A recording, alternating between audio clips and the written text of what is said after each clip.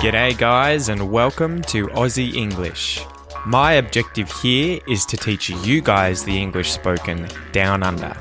So whether you want to speak like a fair dinkum Aussie, or you just want to understand what the flippin' hell we're on about when we're having a yarn, you've come to the right place. So sit back, grab a cuppa and enjoy Aussie English.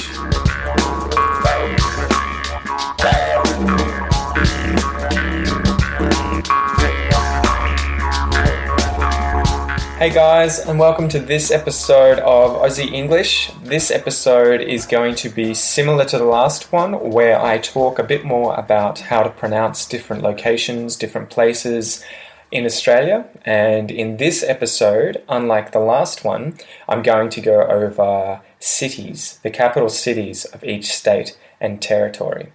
So just to recap, just to go back over what we talked about in the previous episode, I mentioned that Australia is principally made up of 6 states: Tasmania, Victoria, New South Wales, Queensland, South Australia, and Western Australia. And we also have 2 territories, or at least 2 primary territories on the mainland of Australia: the Northern Territory and the Australian Capital Territory, which is where our capital city is located, in the ACT, in the Australian Capital Territory. So we might as well start with the name of that city. A lot of American tourists and even European tourists, at least that I've spoken with, will mispronounce this city. And the city is spelled Canberra, Canberra.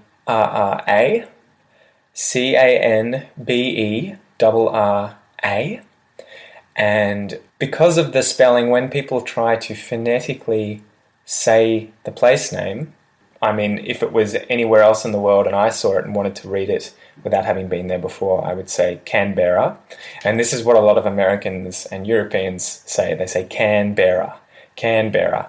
This is incorrect. We would never say that in Australia. It's Canberra or Canberra.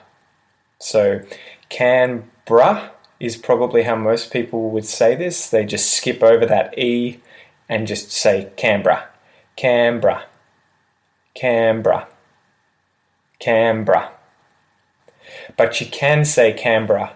That E is just in there. Canberra, Canberra, Canberra. So that's Canberra, the capital city of Australia and the capital city of the ACT, one of Australia's 2 territories. Now if we go down to Tasmania, Australia's smallest state, the capital city of Tasmania is Hobart, spelt H-O-B-A-R-T, H-O-B-A-R-T, Hobart, Hobart, Hobart, Hobart. The next state, which is the next biggest state, slightly bigger than Tasmania, is Victoria. Victoria is located on the mainland, and the capital city of Victoria is Melbourne. And again, sort of like Canberra, this one has a spelling that often tricks people because it's spelt M-E-L-B-O-U-R-N-E, M-E-L-B-O-U-R-N-E. A lot of people, especially Americans, will often try and say that R really strongly at the end of the word. They'll really try and pronounce that R. However, the average Australian would call the place Melbourne. So, as opposed to using the phonetic spelling in order to say the word, which would sound more like Melbourne or Melbourne, you would never say that. It's Melbourne or Melbourne. You could say, I would just say Melbourne. So think of it as the name Ben or Bun at the end, Melbourne. Melbourne, Melbourne, Melbourne, Melbourne, Melbourne. The next state is New South Wales. This is above Victoria, and the ACT is found within New South Wales in the southeastern area in New South Wales. And the capital city of New South Wales is Sydney. Sydney. Sydney.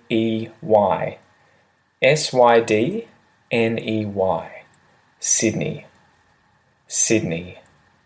Sydney. Sydney. The next state is Queensland. And again, sort of like Melbourne and Canberra, the capital city is a little confusing based on its spelling.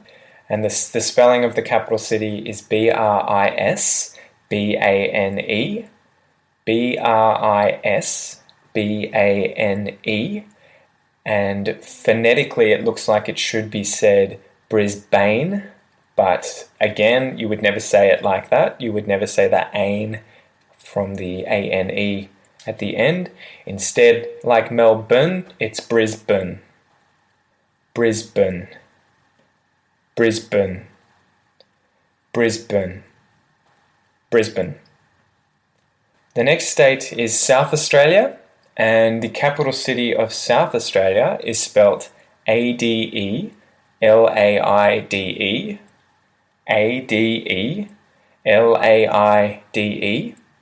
and it's pronounced Adelaide.